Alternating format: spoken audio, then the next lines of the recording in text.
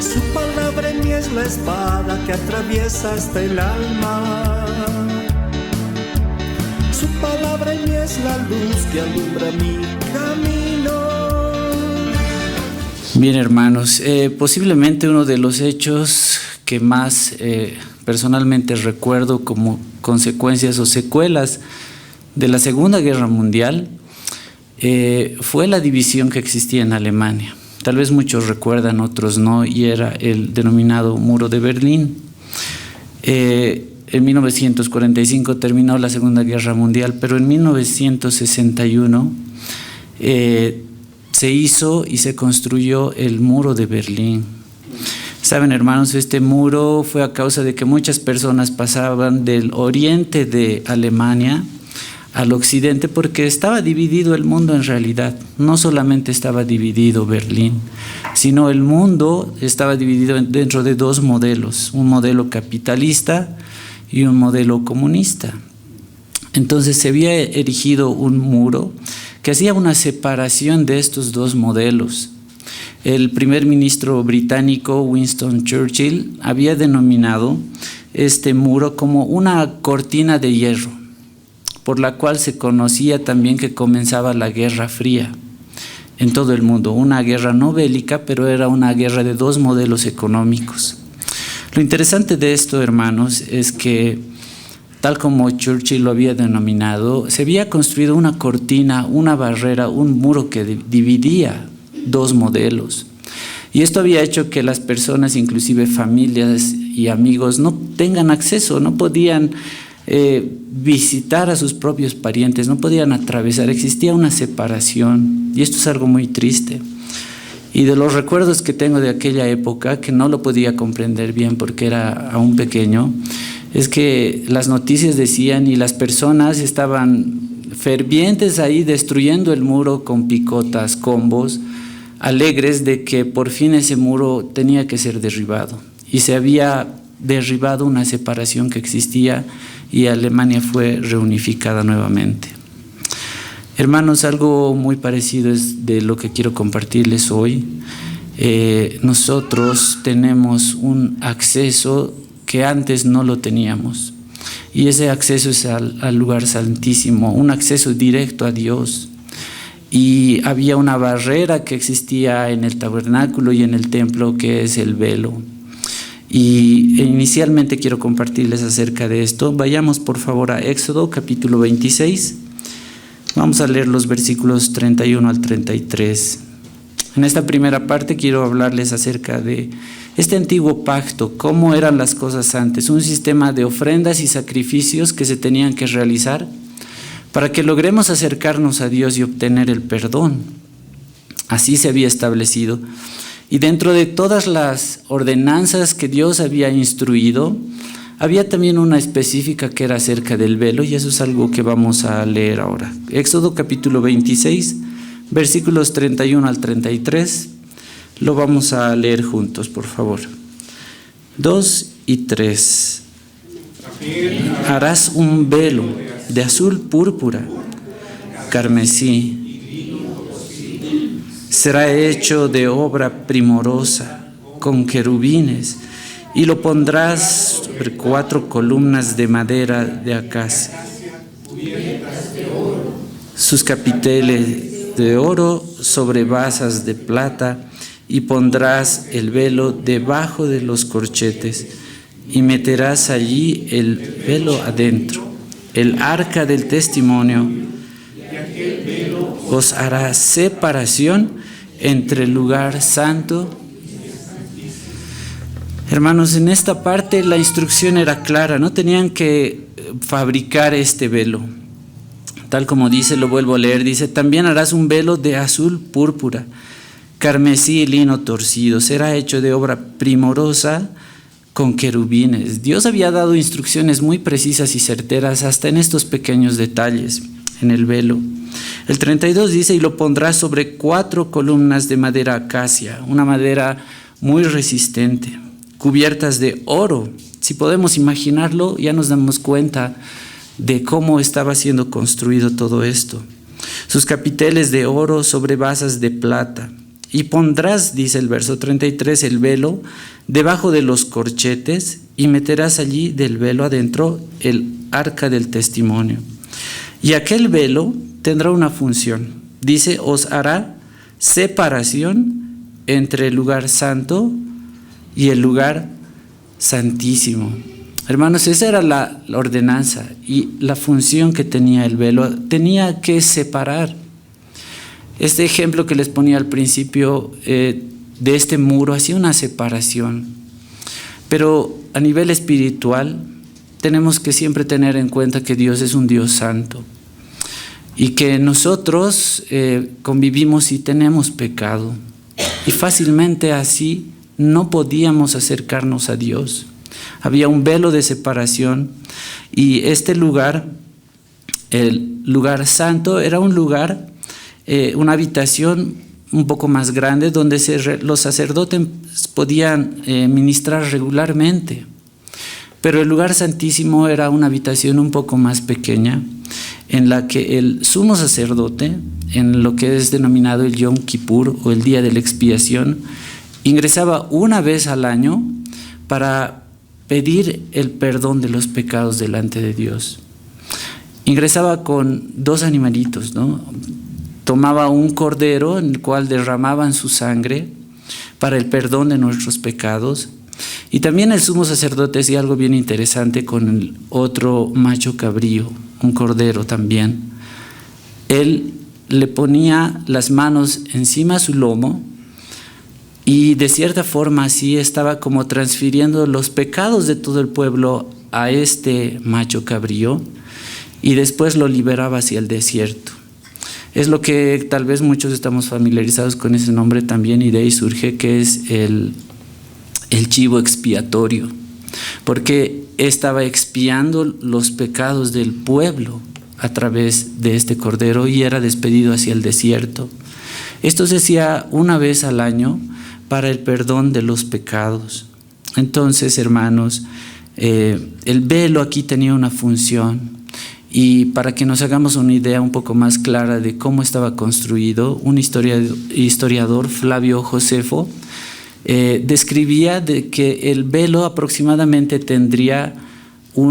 estaba tejido de materiales muy preciosos, pero que tendría un aproximado de 10 centímetros de espesor. Y a la vez decía que si 2 caballos lo estiraran de los 2 extremos, ni así podrían romperlo. Entonces este velo tenía una construcción de esa forma y si podemos imaginarnos esto, hermanos, años y años se tenía que cumplir con este requisito para cumplir el perdón o para lograr el perdón de los pecados. Este velo significa separación y ese era el antiguo pacto. Así se obtenía el perdón de los pecados. Pero hermanos, hay ahora un privilegio que tenemos, así como hubo algarabía en Berlín cuando se había destruido el muro de Berlín y ya no había separación, los parientes podrían haberse reunido, se podrían haber reconciliado entre amigos. Hoy tenemos, hermanos, un sacrificio perfecto que nos permite estar reconciliados con Dios. Por eso es que en el Evangelio de Juan, si vamos por favor al capítulo 1, el versículo 29, recordando las palabras de Juan el Bautista, y esto es conocido como el Agnus Dei también, el Cordero de Dios. Siempre que lo leo y lo recuerdo, hermanos, creo que causa ese impacto tremendo. Tantos años, tantos sacrificios de animales, y muchos se preguntarán, ¿por qué un animalito tenía que pagar por otra persona? ¿Qué culpa tenían los animalitos? Pero hasta en eso hay un detalle, ¿no, hermanos? Ese animalito que no tenía la culpa de nada, tenía que pagar por otros. Y por eso es que aquí se denomina el Agnus Dei, el Cordero de Dios, que es Cristo mismo, el hombre santo y perfecto, que nunca pecó, que no tenía la culpa de nada, fue en sustitución nuestra a morir por el perdón de nuestros pecados. Si leemos lo que dice Juan capítulo 1, versículo 29, vamos a recordar las palabras que dice acá Juan el Bautista. Lo leemos juntos, 2 y 3. El siguiente día vio Juan a Jesús que venía a él y dijo: He aquí el Cordero de Dios que quita. Lo hemos leído muchas veces, tal vez lo sabemos de memoria, hermanos, pero estas palabras tenían y tienen tal peso que por tantos años Juan el Bautista estaba viendo con sus propios ojos el cumplimiento de tantas promesas. Tantas generaciones habían pasado, pero se estaba cumpliendo la palabra de Dios. Y él dice: el siguiente día vio Juan el Bautista a Jesús que venía a él y dijo: He aquí el Cordero de Dios que quita el pecado del mundo. Año tras año los sumos sacerdotes tenían que hacer esos actos expiatorios con los corderos para el perdón de pecados. Pero acá se estaba observando el Cordero de Dios, el sacrificio único y perfecto que quitaría de una vez y para siempre el pecado del mundo. Estas palabras tienen mucho peso y es por eso que si observamos en los evangelios, si vamos por favor a Mateo, al capítulo 27, cuando ya Jesús estaba muy cerca de su pasión, Mateo 27, vamos a leer los versículos 46 al 52.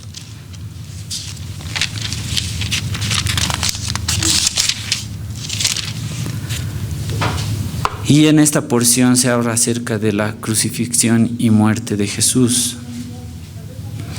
Vamos a leer juntos. Leemos los versículos 46 al 52 del capítulo 27, 2 y 3.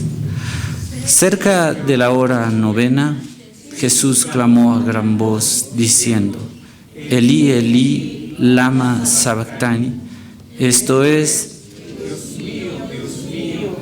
¿por qué me has desamparado?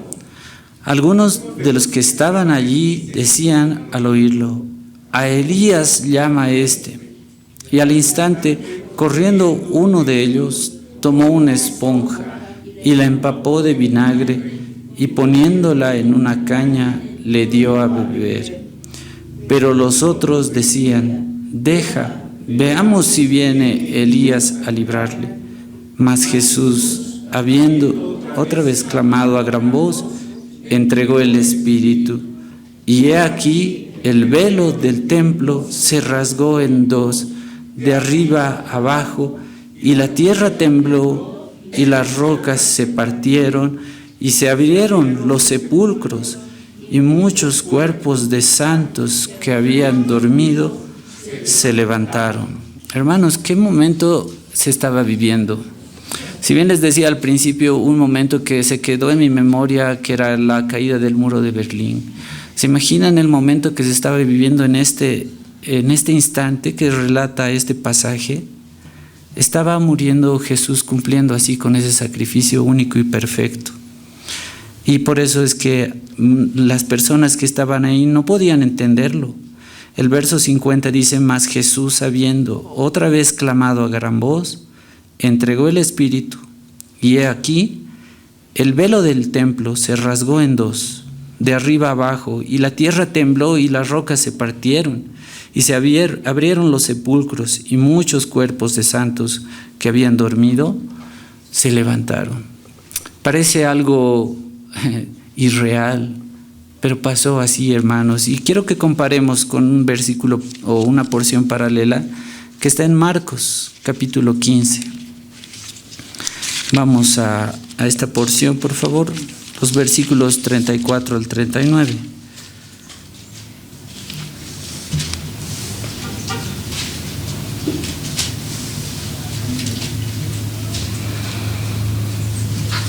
Lo vamos a leer juntos. Marcos capítulo 15, versículos 34 al 39. Leemos juntos, hermanos, 2 y 3. A la hora novena, Jesús clamó a gran voz, diciendo: Eloi, Eloi, lama sabactani, que traducido es: Dios mío, ¿por qué me has desamparado? Y algunos de los que estaban allí decían al oírlo: mirad, llama a Elías. Y corrió uno, y empapando una esponja de vinagre y poniéndola en una caña, le dio a beber, diciendo: dejad, veamos si viene Elías a bajarle. Mas Jesús, dando una gran voz, expiró. Entonces el velo del templo se rasgó en dos, de arriba a abajo. Y el centurión que estaba frente a él, viendo que después de clamar había expirado así, dijo: verdaderamente este hombre era Hijo de Dios. Así lo relatan los evangelios, hermanos. Son diferentes perspectivas de un mismo hecho. Pero lo que podemos observar en todo esto, hermanos, es que se estaba cumpliendo lo que Dios había prometido, que ya no eran más necesarios sacrificios anuales, sino que el sacrificio perfecto y único del Cordero de Dios se estaba cumpliendo en su cabalidad. Pero no dejemos de lado, hermanos, estos detalles. En Mateo, si volvemos por favor a Mateo 27, vamos a repasar lo que dice desde el versículo 50. Hay varios detalles acá. En el verso 50 nos dice que más Jesús, habiendo otra vez clamado a gran voz, entregó el Espíritu. Y después de eso, ¿qué pasó? Y aquí dice: el velo del templo se rasgó en dos, de arriba abajo.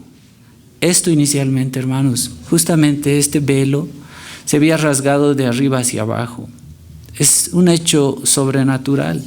Solamente Dios podría haberlo hecho, pero simbólicamente esto significaba que ya no existía separación, que ya podemos tener un acceso libre para Dios, que ya no hay esa restricción. Y eso es algo grandioso, hermanos. Nadie podría haber hecho eso más que Jesús, ese Cordero perfecto. El velo rasgado significa que ya no hay separación, ya no existe más separación y tenemos nosotros un libre acceso. Eso es muy importante. Dice algo más, pero en la segunda parte del versículo 21, y la tierra, ¿qué dice? Tembló y las rocas se partieron. ¿Se imaginan, hermanos, cómo estaban todas las personas mientras todo esto sucedía? Cristo estaba en la cruz, había sido crucificado, habían pasado varias horas desde que Él estaba ahí en agonía. Todos expectantes ahí. Pero cuando expiró, la tierra tembló. Y dice: la tierra tembló y las rocas se partieron. Y saben esto, hermanos, nos demuestra algo también y nos traslada lo que había pasado con Moisés en el Sinaí. Si podemos ver Éxodo 19, vamos a observar que cuando Dios habla, la tierra tiembla. Y algo similar pasó también. Éxodo 19, versículos 16 al 18. Vamos a leerlo juntos.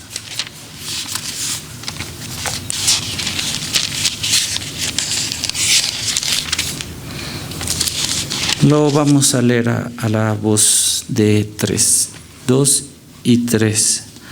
Aconteció que al tercer día, cuando vino la mañana, vinieron truenos y relámpagos y espesa nube sobre el monte y sonido de bocina muy fuerte, y se estremeció todo el pueblo que estaba en el campamento. Y Moisés sacó del campamento al pueblo para recibir a Dios, y se detuvieron al pie del monte. Todo el monte Sinaí humeaba, porque Jehová había descendido sobre él en fuego, y el humo subía como el humo de un horno, y todo el monte se estremecía. Hermanos, esto es algo tremendo, ¿no? Tal vez nuestros ojos no han experimentado, pero podemos imaginarlo, y tal como relata esta porción, dice que aconteció el tercer día, cuando vino la mañana, vinieron truenos y relámpagos, y espesa nube sobre el monte, y el sonido de bocina muy fuerte, y se estremeció todo el pueblo que estaba en el campamento. Y Moisés sacó del campamento al pueblo para recibir a Dios, y se detuvieron al pie del monte. Todo el monte Sinaí humeaba porque Jehová había descendido sobre él en fuego, y el humo subía como el humo de un horno, y todo el monte se estremecía en gran manera. Terrible lo que había pasado, hermanos. Esto era lo que estaba sucediendo antes de que Dios mismo entregara a Moisés los 10 mandamientos, la ley.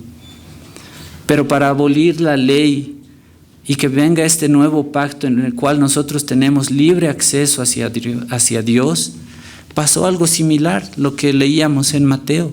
La tierra igualmente se había estremecido, y aquí que el velo del templo se rasgó en dos de arriba abajo, y la tierra tembló y las rocas se partieron. Hermanos, otro evento similar. Dios estaba manifestando, pero estaba cumpliendo en Cristo las promesas que él había hecho. Pero lo que dice más adelante nos menciona algo más. El verso 52 del capítulo 27 de Mateo, que es la porción que estábamos leyendo, menciona otro detalle más. Y dice, y se abrieron los sepulcros, y muchos cuerpos de santos se habían dormido y se levantaron. Por eso es que ese centurión que había visto a Jesús realmente dijo, este verdaderamente es el Hijo de Dios. Ya no había duda, tantas cosas habían pasado. Y los sepulcros fueron abiertos también. El velo se había rasgado, la tierra había temblado, los sepulcros se habían abierto. Pero quiero que leamos un poco más en el capítulo 27, los versículos 45 al 50. Pasó algo más también y lo vamos a leer juntos. Versículos 45 al 50 del capítulo 27, 2 y 3. Y desde la hora sexta hubo tinieblas sobre toda la tierra hasta la hora novena. Cerca de la hora novena, Jesús clamó a gran voz, diciendo, Elí, Elí, lama sabactani. Esto es, Dios mío, ¿por qué me has desamparado? Algunos de los que estaban allí decían al oírlo, a Elías llama este. Y al instante, corriendo, uno de ellos tomó una esponja y la empapó en vinagre, y poniéndola en una caña le dio de beber. Esto para cumplir todas las profecías que ya estaban escritas. Pero los otros decían, deja, veamos si viene Elías a librarle. Mas Jesús, habiendo otra vez clamado a gran voz, entregó el Espíritu. ¿Qué es lo que nos muestra aquí, hermanos? Que también hubo tinieblas y oscuridad. Y algo parecido si recordamos también lo que había pasado con el pueblo judío cuando estaba en Egipto. De las 10 plagas, la novena, ¿recuerdan cuál era la novena plaga? Era de las tinieblas. Para recordar un poco, quiero que veamos, por favor, Éxodo capítulo 10, los versículos 21 al 23. Si bien aquí habíamos visto que existía oscuridad, vamos a ver qué había pasado en Éxodo capítulo 10, versículos 21 al 23. Lo leemos juntos, 2 y 3. Jehová dijo a Moisés, extiende tu mano hacia el cielo para que haya tinieblas sobre la tierra de Egipto, tanto que cualquiera las palpe. Y extendió Moisés su mano hacia el cielo, y hubo densas tinieblas sobre toda la tierra de Egipto. Por 3 días ninguno vio a su prójimo, ni nadie se levantó de su lugar en 3 días. Mas todos los hijos de Israel tenían luz en sus habitaciones. Qué lindo esto, hermanos, ¿no? Mientras el mundo tal vez está perdido, y puede que está perdido en realidad, nosotros tenemos esa luz, la luz del Evangelio, y este hecho sobrenatural es impactante. Ninguno vio a su prójimo, ni nadie se levantó de su lugar en 3 días, mas todos los hijos de Israel tenían luz en sus habitaciones. Miren, esto había pasado con Moisés, y el momento en el que Cristo estaba muriendo en la cruz, existieron 3 horas de oscuridad total, igual en la tierra. Y desde la hora sexta, dice el versículo 45 de Mateo 27, donde estábamos leyendo, y desde la hora sexta hubo tinieblas sobre toda la tierra hasta la hora 9. Hermanos, era como el mediodía, cuando el sol está en su cenit, cuando más resplandece, cuando nada podía opacarlo. El sol había sido eclipsado y el Señor estaba entregando su cuerpo, su vida por nosotros. Y desde la hora sexta hubo tinieblas sobre la tierra hasta la hora 9. Cerca de la hora 9, Jesús clamó a gran voz, diciendo: Elí, Elí, lama sabactani. Esto es: Dios mío, ¿por qué me has desamparado? Él estaba llevando todos nuestros pecados. Y por eso sentía eso, porque Dios mismo, Dios Santo, no puede convivir con el pecado. Entonces, todo esto, hermanos, nos lleva a reflexionar que si bien somos nosotros bendecidos con un acceso libre ahora, muchas veces olvidamos eso y no hacemos las cosas como deberíamos hacerlas. Quiero leerles literalmente algo que un comentarista bíblico, Warren Wiersbe, dice al respecto de esta porción, y me parece que es un resumen muy bueno de lo que trata esta porción. Él decía: el velo rasgado indica que Jesús conquistó el pecado. El terremoto sugiere que conquistó la ley y la cumplió. Y las resurrecciones demuestran que derrotó a la muerte. Qué lindas frases que resumen toda esta porción. Y se las voy a volver a leer para comprenderlas mejor. Dice: el velo rasgado indica que Jesús conquistó el pecado. El terremoto sugiere que conquistó la ley y la cumplió. Y las resurrecciones demuestran que derrotó a la muerte. Qué momento más glorioso para nuestras vidas. Qué momento que se estaba viviendo y se estaban cumpliendo ahí todas esas promesas desde el Antiguo Testamento.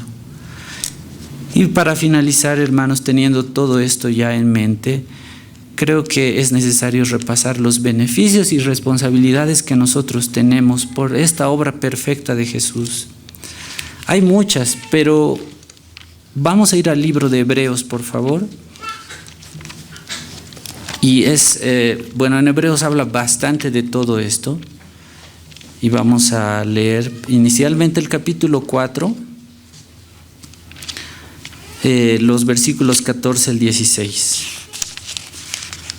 Porque esta obra perfecta que hizo Cristo, hermanos, el sustituto nuestro, quien no merecía ir a morir, quien no había pecado,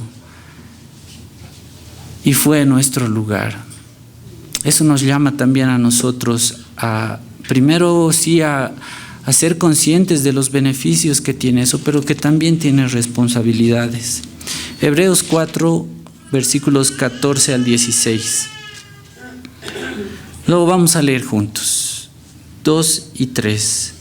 Por tanto, teniendo un gran sumo sacerdote que traspasó los cielos, Jesús, el Hijo de Dios, retengamos nuestra profesión, porque no tenemos un sumo sacerdote que no pueda compadecerse de nuestras debilidades, sino uno que fue tentado en todo según nuestra semejanza, pero sin pecado. Acerquémonos, pues, confiadamente al trono de la gracia para alcanzar misericordia y hallar gracia para el oportuno socorro. Cuán importantes y necesarias estas palabras, hermanos. Recordarlas nos hacen sentirnos seguros, nos hacen sentirnos amados. Por tanto, teniendo ya no un sumo sacerdote que entra una vez al año para el perdón de los pecados, sino dice, por tanto, teniendo un gran sumo sacerdote que traspasó los cielos, que resucitó de los muertos, Jesús el Hijo de Dios, retengamos nuestra profesión, porque no tenemos un sumo sacerdote que no pueda compadecerse de nuestras debilidades, porque Él vivió también en la carne, se hizo hombre, sino uno que fue tentado en todo según nuestra semejanza, pero sin pecado. Acerquémonos pues, qué gran beneficio, pues confiadamente al trono de la gracia, para alcanzar misericordia y hallar gracia para el oportuno socorro. Ya no existe un velo que nos impida acercarnos a Dios. Ya no existe tal división. Y por eso podemos acercarnos confiadamente ante el trono de la gracia para alcanzar misericordia y hallar gracia para el oportuno socorro. Qué gran beneficio tenemos, hermanos, por la vida y muerte y resurrección de Cristo. Pero ¿qué más dice Hebreos? Hebreos 9, versículos 13 y 14.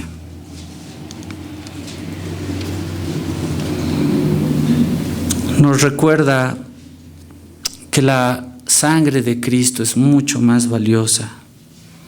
Hebreos 9, versículos 13 al 14, lo leemos juntos, 2 y 3.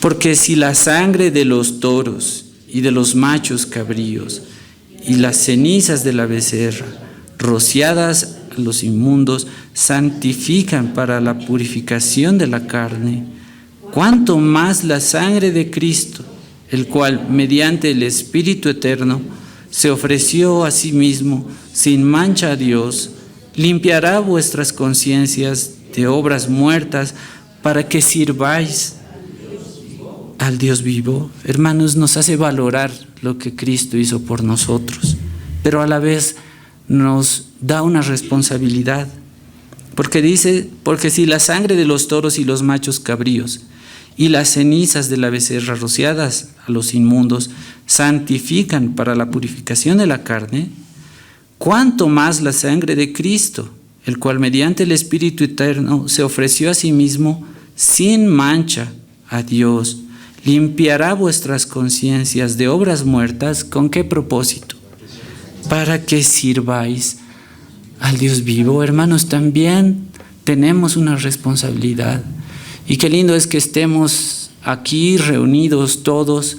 Cada uno de nosotros sirve de distintas maneras al Señor. Pero esto nos recuerda que todos los beneficios que hemos recibido de parte del Señor, inmerecidos solamente por su misericordia, nos llevan también a una responsabilidad que es servirle a Él. Le decimos muchas veces gracias, pero gracias de palabra. Podemos trabajar, podemos servirle cada día de distintas maneras y formas. Y eso es algo que debemos recordar también. Finalmente, hermanos, quiero que leamos lo que dice Hebreos 10, versículos 11 al 25. Es una porción algo extensa, pero creo necesaria para comprender esto que les estoy mencionando. Hebreos capítulo 10, versículos 11 al 25. Lo vamos a leer juntos, 2 y 3. Y ciertamente todo sacerdote está día tras día ministrando y ofreciendo muchas veces los mismos sacrificios que nunca pueden quitar los pecados. Pero Cristo, habiendo ofrecido una vez para siempre un solo sacrificio por los pecados, se ha sentado a la diestra de Dios, de ahí en adelante, esperando hasta que sus enemigos sean puestos por estrado de sus pies. Porque con una sola ofrenda hizo perfectos para siempre, y nos atestigua lo mismo el Espíritu Santo, porque después de haber dicho, este es el pacto que haré con ellos, después de aquellos días, dice el Señor, pondré mis leyes en sus corazones y en sus mentes las escribiré. Y añade, y nunca más me acordaré de sus pecados y transgresiones, pues donde hay remisión, no hay más ofrenda por el pecado. Así que, hermanos, teniendo libertad para entrar en el lugar santísimo por la sangre de Jesucristo, por el camino nuevo que Él nos abrió a través del velo, esto es de su carne, y teniendo un gran sacerdote sobre la casa de Dios, acerquémonos con corazón sincero, en plena certidumbre de fe, purificados los corazones de mala conciencia y lavados los cuerpos con agua pura. Mantengamos firme, sin fluctuar, la profesión de nuestra esperanza, porque fiel es el que prometió, y considerémonos unos a otros para estimularnos al amor y a las buenas obras, no dejando de congregarnos como algunos tienen por costumbre, sino exhortándonos, y tanto más cuando veis que aquel día. Wow, hermanos, todo lo que dice aquí resume realmente lo que Dios hizo a través de ese sacrificio perfecto. En la primera parte que habíamos leído, recuerda ese sacrificio, y ciertamente todo sacerdote está día tras día ministrando y ofreciendo muchas veces los mismos sacrificios que nunca pueden quitar los pecados. Pero Cristo dice, habiendo ofrecido, ¿cuántas veces?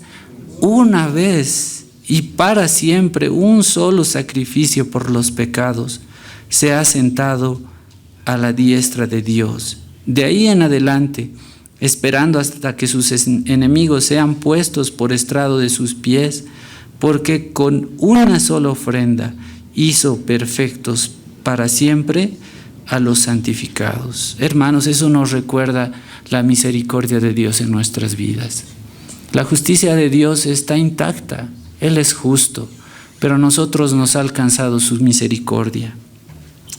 Y dice el 15, y nos atestigua lo mismo del Espíritu Santo, porque después de haber dicho, este es el pacto que haré con ellos, después de aquellos días, dice el Señor, pondré mis leyes en sus corazones y en sus mentes las escribiré. Añade, y nunca más me acordaré de sus pecados y transgresiones. ¿Cuánta carga nos libera eso? ¿Cuánta seguridad nos transmite? Pues donde hay remisión de estos, no hay más ofrenda por el pecado. Así que, hermanos, el 19 dice, teniendo libertad para entrar en el lugar santísimo por la sangre de Jesucristo, ya no existe esa separación, ya no existe ese velo. Por la sangre de Jesucristo, por el camino nuevo y vivo que Él nos abrió a través del velo, esto es de su carne, y teniendo un gran sacerdote sobre la casa de Dios. Esa obra de Cristo fue perfecta, hermanos, y así como hemos leído en el capítulo 4 de Hebreos, aquí se repite otra palabra en el versículo 22. Dice, acerquémonos con corazón sincero. Hermanos, debemos recordar eso. Cristo en su obra perfecta quitó esa separación, quitó el velo para que nosotros podamos acercarnos, como dice el capítulo 4, confiadamente ante el trono de la gracia. Ya no necesitamos otra cosa, solamente Cristo es el mediador, el único mediador.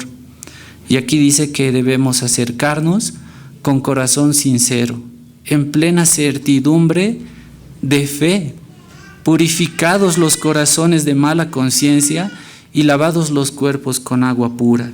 El 23 nos recuerda qué más debemos hacer. ¿Qué dice? Mantengamos firme, sin fluctuar, la profesión de nuestra esperanza, porque fiel es el que prometió. Y eso estamos llamados a hacer, hermanos. Mantengámonos firmes, sin fluctuar, la profesión de nuestra esperanza. Y la esperanza que tenemos es segura. Todo eso no depende de ninguna circunstancia. Atravesamos en el diario vivir circunstancias difíciles de todo tipo, cosas que muchas veces no esperamos. La situación del país actualmente es muy complicada. Todos ven el futuro quizás con desesperanza, pero acá nos recuerda y dice que mantengamos firme, sin fluctuar, la profesión de nuestra esperanza, porque fiel es el que la prometió. El verso 24 dice: y considerémonos unos a otros para estimularnos al amor y a las buenas obras. Recordemos cómo Cristo nos ha perdonado, que no lo merecíamos, y considerémonos unos a otros para estimularnos al amor y a las buenas obras. Finalmente el 25 dice: no dejando de congregarnos como algunos tienen por costumbre, sino exhortándonos, y tanto más cuando veis que aquel día se acerca. Hermanos, tal como decíamos al principio, todo esto que Cristo ha hecho por nosotros, el Cordero perfecto, el sacrificio perfecto, el cual fue en sustitución por nosotros, toda esa gratitud que tenemos se debe traducir en mantenernos firmes, sin fluctuar, estimularnos a las buenas obras, perdonarnos y no dejar de congregarnos. Servir al Señor es también nuestra responsabilidad. Y si alguna ocasión tal vez algún hermano se está alejando o algo, es necesario acercarnos y decirle. Sé que muchas veces en nuestra carne reaccionamos mal, pero es necesario que nosotros nos estimulemos, como dice: considerémonos unos a otros para estimularnos al amor y a las buenas obras, no dejando de congregarnos como algunos tienen por costumbre, sino exhortándonos, y tanto más cuando veis que aquel día se acerca. Aprovechemos bien el tiempo, porque los días son malos, como dice también la palabra. Vamos a agradecer al Señor por su palabra. Su palabra en mí es la espada que atraviesa hasta el alma. Su palabra en mí es la luz que alumbra mi camino.